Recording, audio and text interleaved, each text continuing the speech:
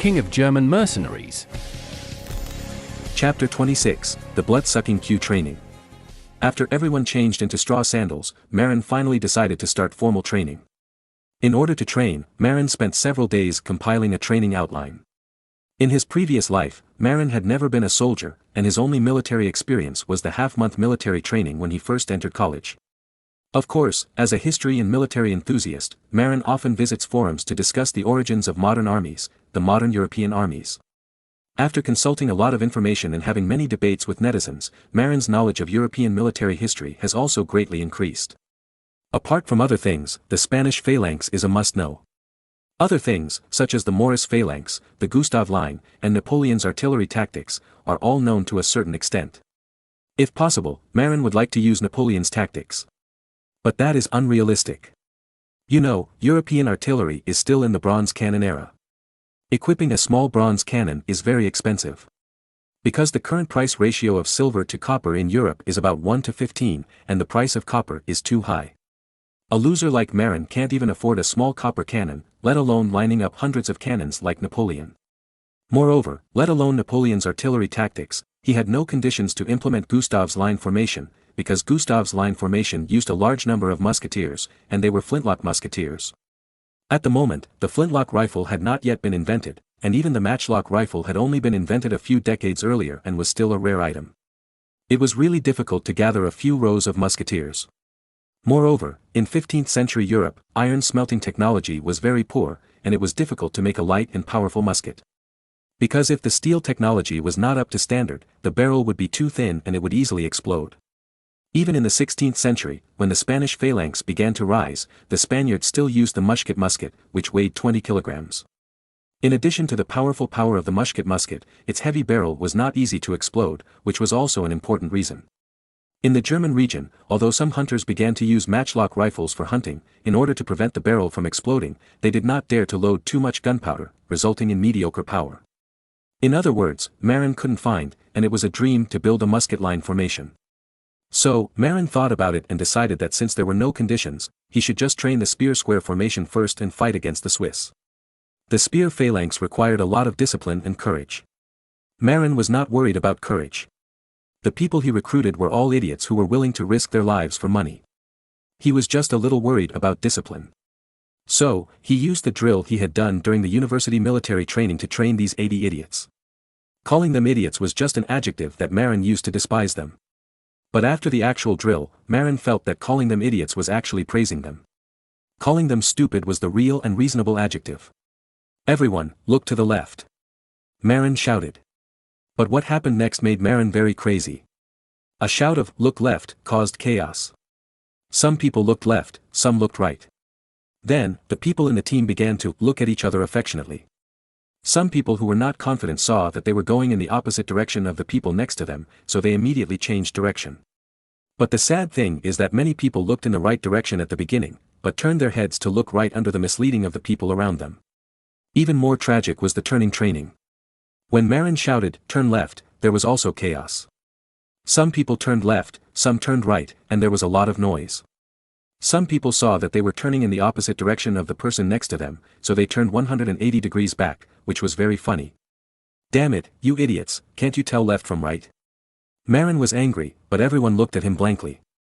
Marin was also defeated. Turn left and turn right were simple commands that few of his classmates had ever gotten wrong.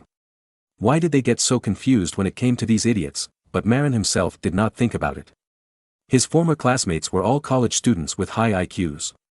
Not to mention college students, even junior high school and high school students were all educated people who had received compulsory education. In physical education classes, elementary school students began to teach simple cues. But what about these fools in the Middle Ages? They were basically illiterate, and no one could teach them to distinguish left from right. They were born in a lowly state and could only work like slaves. The nobles treated them like animals walking on two legs and didn't even look at them. Therefore, these country bumpkins with undeveloped brains are definitely gifted to be able to distinguish left from right. After 3 days of training, many people still couldn't tell left from right. Even though Marin used military sticks and whips to punish them, it didn't have much effect. Marin was so anxious that he wanted to vomit blood. The emperor's second recruitment was not far away. If he didn't train well, he would have no chance at all. Finally one day, when Marin was blowing the birch whistle to gather, he saw a bastard running to the gathering in a hurry. Perhaps he was in such a hurry that he didn't even have time to put on his right shoe before running to the gathering. Wearing a shoe. Marin began to ponder, as if he had seen this situation somewhere before. By the way, didn't the British redshirts use a shoe to help recruits distinguish left from right? Marin got excited. In the past, he seemed to have heard someone mention on the forum that in the 19th century, the quality of British soldiers was also very poor. When they first started training, many recruits couldn't tell the difference between left and right. In order to help the recruits distinguish between left and right, someone later came up with a way to let the recruits take off their right shoes and only let them wear shoes on their left feet. In this way, during training, they would just shout "shoes" to turn left, and "feet" to turn right. As a result, the recruits quickly distinguished between left and right. After that, the commands for "shoes" and "feet" were gradually replaced with left and right. In fact, until the early 19th century, the literacy rate of the British was very low. Basically, the recruits who were forcibly conscripted were illiterate. Those who could read and write, as long as they performed well, could mostly become officers and non-commissioned officers. Uneducated people often have a little slowness in hearing commands and find it difficult to immediately distinguish left from right. In other words, the quality of British recruits in the first half of the 19th century was similar to that of novice mercenaries in the Middle Ages. Sure enough, after everyone took off one shoe, the situation immediately improved a lot. After all, if you are not demented, you can still tell whether someone is wearing shoes or not. But there is a problem with this: it is a bit cold in winter and it is very uncomfortable to walk barefoot. For this reason, Marin took everyone to a wind-sheltered valley and laid a lot of hay on the ground to prevent everyone's feet from freezing. Moreover, everyone's right feet were not barefoot, and Marin required them to wear double socks. Not only that, left and right training was generally conducted when the temperature was higher during the day. At other times, they still wore good shoes for training. For example, when it was cold in the morning and evening, everyone trained to run to exercise their physical fitness. In this way, after a few days, this group of idiots finally distinguished the left from the right. After distinguishing the left from the right, Marin tried his best to use left and right to replace the commands of shoes and feet, and officially began to train simple cues such as marching in step, turning left, and turning right. After that, Marin took time out every day to ask Schwartz, who was good at spearmanship, to train everyone on how to use spears. Originally, Schwartz wanted to teach everyone many spear fighting skills and simple tactics. However, Marin only asked everyone to practice 3 simple movements: pick, and stab. "Master, why is this happening?" Schwartz was puzzled. "In the army, please call me commander." Marin said seriously. "Well, Captain, why is this?" "Schwartz, do these guys understand the tactical explanations you gave?" "This." Schwartz thought about it and shook his head. "So, with their brains, they can't remember so many moves, so why don't we just teach them the 3 most basic routines? Moreover, fighting depends on battle formations, not personal martial arts." Marin has read many posts and articles. He knows that for those low-level soldiers with low intelligence, they don't know how to do things that are too complicated. After all, they are not the soldiers who have received 9 years of compulsory education in later generations. Therefore, teaching them the most basic and simplest practical moves is the best choice. In order to cultivate the soldiers' courageous thoughts, Marin brainwashed the soldiers every day. Every day, during training, Marin would shout, "We met on a narrow road, the brave wins. The brave wins." The soldiers would shout in unison as a conditioned reflex, and anyone who did not shout would be whipped. In this way, in daily training, Marin took the phrase, "When 2 men meet on a narrow road, the bravest will win," that Lu Shuai liked to say in later generations as the slogan and purpose of the Hoffman mercenary group. Of course, it was translated into German. Chapter 27: Recruiting a Group of Archers. Marin was very dissatisfied with this pure spear formation, because when facing the musket line formation, the spear formation obviously became a live target. However, at present, it is difficult to find a group of musketeers in Germany, not to mention the danger of using muskets and the high price of gunpowder. Once when he went into the forest to hunt, Marin thought, could he first use archers to replace the musketeers in the Spanish phalanx? You know, the trump card of the French army is the Swiss pikemen. The Swiss pikemen are pure melee soldiers with no long-range attack capabilities. More importantly, Swiss pikemen are basically poor people, and most of them cannot afford to buy expensive plate armor to protect themselves from bows and arrows. At this time, bows and arrows may have lost their effect on French knights wearing plate armor, but for those Swiss spearmen wearing strange clothes, they did not have the strength to equip plate armor. Moreover, infantrymen wearing plate armor could not walk. Thinking of this, Marin gathered all the mercenaries and asked, "Are there any of you who are good at archery?" Everyone looked at each other, but no one responded. But one mercenary raised his hand and shouted, "Report, speak." "Master, I don't know how to shoot arrows, but I know someone who can." "Where?" "Just outside Vienna, many people from hunter families also came to apply for the infantry." "Hunter applying for infantry?" "Yes, some people didn't know the news and didn't know that the empire only wanted spearmen. They thought they wanted archers. Some people even planned to switch to spearmen directly." "Very good, thank you for the information.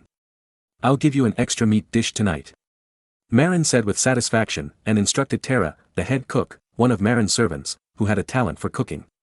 Marin taught him a few tricks, making him good at making big pot dishes, to give the guy who provided the information an extra portion of braised venison.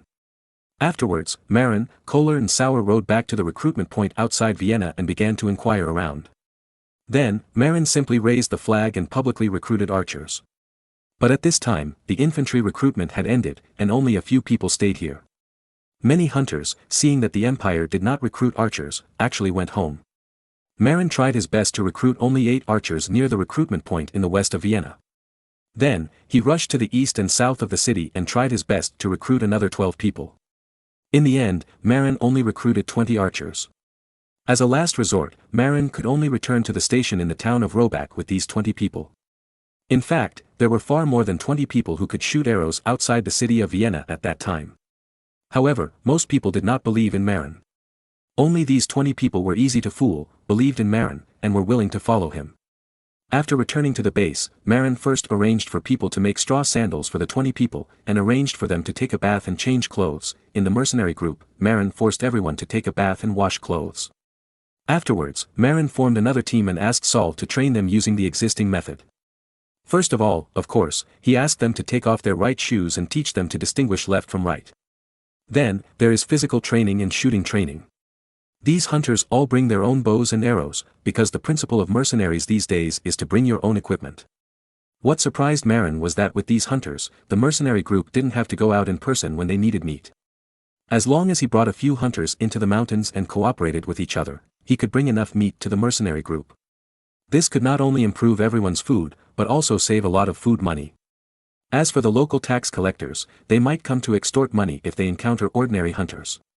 But with 100 people stationed here in Marin and documents recognized by the empire, the local sheriffs and tax collectors dare not say a word. Not to mention that there are no nobles in this town, there are only a few knights, equivalent to knights, a kind of squire, but with little combat power. Even ordinary barons dare not say anything when facing a mercenary group of 100 people. Because, these days, mercenaries are popular for robbery, and they are no different from the flying horses. Now, the people in the small town of Robach are praying that the Hoffman mercenary group will not rob the town, so how dare they offend the mercenary group. Fortunately, Marin paid great attention to military discipline and strictly prohibited the mercenaries from doing anything sneaky, otherwise they would be punished by military law. Of course, Marin also promised that when they reached Italy in the future, they could carry out some. You know, these days, people who are willing to be mercenaries not only want to make a living, but also want to make money. Because it is common for mercenaries to rob. Moreover, in the Middle Ages, agriculture in Italy was the most developed, which also made the economy in Italy generally better than that in Germany. Not only that, Italians are good at business, and there are many wealthy businessmen there. Many people have been looking forward to going to Italy to fight for a long time. Because there are many wealthy Italians waiting for them to rob. Marin knew that those who were willing to be mercenaries were not good people. He was not a king, and if he forcibly suppressed their thoughts of robbery, he might be betrayed. Therefore, Marin had no choice but to promise to allow them to rob in Italy. But he also demanded that robbery was allowed, but killing and injuring people was not allowed. In addition, oppression of the poor was not allowed, and the food of ordinary people was not allowed to be taken away. Because if the food of the poor was taken away, people might starve to death. They were mercenaries, not demons. Because the 100 people who defected to Marin were basically novices, not the old mercenaries who had been used to being mercenaries, and their consciences were still alive. Therefore, they also agreed with Marin's request. Besides, if they needed food, they could get enough by robbing the rich. If they robbed the food of the common people, it would be unnecessary. Moreover, if there was too much food, they couldn't take it all away. In the days that followed, the archers' training progress gradually caught up with the spearmen. So Marin began to try to mix the spearmen and archers, and began to try to change the formation. Chapter 28, The Remnants. The discipline required by Marin was very strict, basically reaching the level of modern armies. But this also made many mercenaries dissatisfied. However, Marin told them that if they did not work hard, they might not be able to pass the emperor's selection. If they could not pass the emperor's selection, they would not be able to receive a salary, let alone go to Italy to make a fortune. Thinking of the bright prospect of robbing in the rich Italy, these people endured it. They had heard some half-true and half-false legends of mercenary predecessors, such as a mercenary who, when a certain city-state in Italy captured a certain city, rushed into the house of a wealthy Italian businessman and robbed a lot of property, with his pockets full of gold coins. Marin, like an online writer, used his imagination to deceive them and fabricated many legends about the mercenary world. According to the legend, a mercenary group captured a large city in Italy, and everyone became a millionaire, married beautiful women, and reached the pinnacle of life. These fake news made the novice mercenaries, who had never seen the world, excited. In fact, they had no way of judging whether the news was true or not. After all, it was the Middle Ages, and information was extremely closed. They had no way of verifying whether what Marin said was true or not. Therefore, they were all fooled by Marin, and then worked hard to accept Marin's abusive training. It took 20 days just to train the formation and turn. After that, the devil Marin started to torment them in the middle of the night, organizing an emergency assembly. A whistle in the middle of the night meant that the enemy was attacking at night. All personnel had to put on their clothes, take their weapons, and assemble in front of the barracks within 5 minutes. Moreover, no one was allowed to make noise during this process, except for the officers who shouted the command. Otherwise, they would be subject to military law. The reason for this is to train the soldiers to deal with night attacks by the enemy. In the middle of the night, the most taboo in the military camp is noise. If you are not careful, there may be a camp roar. Camp roars are very scary. In many battles, a small-scale army would launch a night attack, causing serious chaos or even collapse of the attacked army. The reason is actually very simple: in the middle of the night, no one can see the situation in the distance clearly. Once attacked, no one knows how many enemies there are, or even who the enemy is, or in which direction. Once panic sets in, fear will spread. Once fear spreads, it may cause the army to collapse, and then, the soldiers will not care how many enemy troops there are, and will just flee in all directions, even trampling on each other. Therefore, Marin requested that even if they were attacked at night, no loud noises or shouting were allowed to be made to avoid the spread of fear. If everyone kept silent, it would be easy to calm down. Moreover, if no one made a sound, it would be easy for officers to give orders. Once the battle formation was formed, the morale of the army would be stabilized, and they would be able to counterattack. However, this was really unbearable for the mercenaries. Often, they were sleeping soundly when a whistle suddenly sounded. When they heard the whistle, they had to get up from their warm beds, dress quickly, pick up their weapons and rush to the door of the barracks to join the fight. If they were slow, they would be beaten. As fearless mercenaries, they were full of resentment, but every time Marin beat up the disobedient guys, he would immediately tell them about the prosperity of Italy and the bright prospects of robbery. Then, everyone fell into why and forgot about their dissatisfaction. Schwartz, who aspired to become an officer, was extremely impressed. Secretly, Schwartz began to learn and imitate everything about Marin. He found that although Marin was not as tall and strong as himself, and even his martial arts were not as good as his brain was, Schwartz felt inferior to him. Marin also made adjustments to the night watch. According to the practice of medieval Europeans, the so-called night watch was to arrange several sentries to stand guard at the gate of the camp, usually in rotation every 4 hours. Marin knew that this mechanism was full of loopholes. Apart from other things, in many war movies I had seen in my previous life, there would be a few people with particularly good skills who would take advantage of the night sentry to take down the sentry off. Then, the whole military camp would be in tragedy. In modern times, in addition to the visible sentries at the gate, there are usually several hidden sentries near the camp gate. The reason for setting up hidden sentries is to prevent the visible sentries from being touched by others and not being able to give warnings in time. To this end, Marin selected several soldiers and ambushed them in a tent near the camp gate. Without turning on the lights, they only left a gap to observe outside, and they changed shifts every 4 hours. The soldiers naturally complained about this, but Schwartz, with a respectful attitude, tried to write down these methods in a small notebook. If there were no diaries and ballpoint pens at that time, Schwartz might have written it all down on the spot. After all, the quill pen used now had to be dipped into the ink bottle to suck before writing a few words. When everyone's Q training reached the point where they could maintain formation and march quickly, Marin finally began to train specific battle formations. Originally, Marin chose the Spanish square formation, which was the most suitable for the current conditions. However, he had too few people and could not form a square formation at all.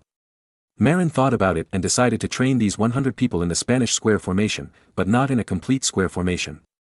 Instead, he only trained the first 2 or 3 rows of the square formation. Marin didn't divide the 20 archers into several rows because archers don't have much time to reload. If they don't aim to kill, but just barrage attack, archers can shoot all the arrows, 30, in one breath. Of course, most people will be exhausted for a while. But after a rest, they can continue. Because the bow shoots fast, Marin puts 20 archers in the middle of the first row. The distance between each archer is about 30 centimeters. Unlike the matchlock shooters, they cannot get too close. Because the matchlock of the matchlock shooter is tied to the arm. If they get too close to each other, their matchlock may burn the gunpowder bag on the side, which may easily cause a major safety accident. Therefore, the horizontal distance between the soldiers in the Spanish phalanx is generally 1 meter. Archers do not have that kind of danger and can stand closer to each other. As long as they do not squeeze each other, a certain gap will be fine. After testing, it was found that the power of 20 archers shooting together was quite good. Of course, due to the limited number of people, it was impossible to form the effect of arrows raining down. However, it could definitely cause considerable casualties when used against an enemy formation of hundreds of people. However, after the group confrontation, Marin also discovered a problem. If the enemy rushed to the front, the archers were quite vulnerable and could basically be slaughtered by the opponent's spearmen. To this end, Marin thought about it and came up with a solution. He arranged 2 rows of spearmen in front of the archers. When fighting, the 2 rows of spearmen in front of the archers sat on the ground first to avoid blocking the archers' sight. When the archers finished shooting and had used up all 30 arrows in the quiver, the commander gave an order and the spearmen in front of the archers stood up again, forming a spear formation to block possible enemy attacks. In this way, the enemy's plan to use spearmen to slaughter archers at close range would fail. Moreover, if the archers hiding behind the spearmen regained their strength, they could step back a few steps, face forward and upward at 45 degrees, and use bows and arrows to attack the enemy's spear formation from above. After Marin's research, he arranged 80 spearmen into 2 rows, 40 in each row, and behind the 20 in the middle were 20 archers in a row. Archers were responsible for shooting all the arrows in their quivers before the enemy rushed over, but if the enemy army charged too fast and got too close to the main camp, the officers would promptly order the archers to stop shooting, and the 2 rows of 40 spearmen in front of the archers would stand up at the command, with the spearmen in the first row holding their spears horizontally, and the spearmen in the second row resting their spears on the shoulders of the people in the first row, to defend against the enemy's attack. Then, the archers would step back a few steps, estimate the position of the enemy army, and shoot arrows into the air in front of them to strike the enemy army and cause casualties. The longer the frontline spearmen held on, the more casualties the archers could inflict.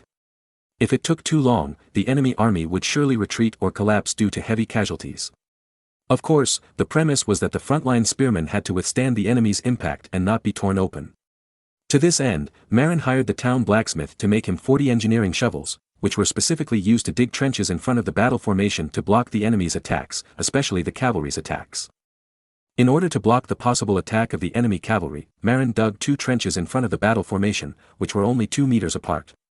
If the enemy crossed the first trench, they would appear in a 2-meter wide area. And this area was within the attack range of the front row spearmen. No matter whether it was the enemy's warhorse or infantry, they would not have a stable foothold after crossing the first trench. At this time, the front row spearmen would thrust out their spears, which would surely make the enemy unable to resist. Moreover, in order to guard against enemy artillery fire, the soil dug out from the trenches would be piled into a rectangular mound behind the 2 trenches. Once the enemy fires artillery first, everyone will lie on the ground and hide behind a mound of dirt to prevent artillery fire. Artillery these days fires solid bullets, and infantry artillery is mostly used for flat firing. As long as you lie behind a mound of dirt, you will basically not be hit by artillery shells. Moreover, Marin also learned from the English to put sharp stakes on the mound in front of the battle formation to block the enemy's attack. Even if there was no time to dig trenches, Marin would quickly put sharp stakes in front of the battle formation to block the enemy's attack, especially the enemy cavalry's attack. Of course, this is just a remnant formation. Because of the lack of manpower, Marin can only arrange 2 rows of spearmen. In fact, this thickness is not enough. Because in a truly brutal battle, the first 2 rows of spearmen can be easily consumed, and more rows of spearmen are needed to supplement. But the problem is that Marin currently has no one. So, he can only make a remnant formation as a sample to show to the officer in charge of recruiting soldiers. Moreover, the main thing to look at is his absolute control over this team, as well as the team's strict discipline and efficient ability to execute orders. In general, it is just a showpiece now. It may not be powerful on the battlefield, but it can definitely attract attention when used for display and showing off.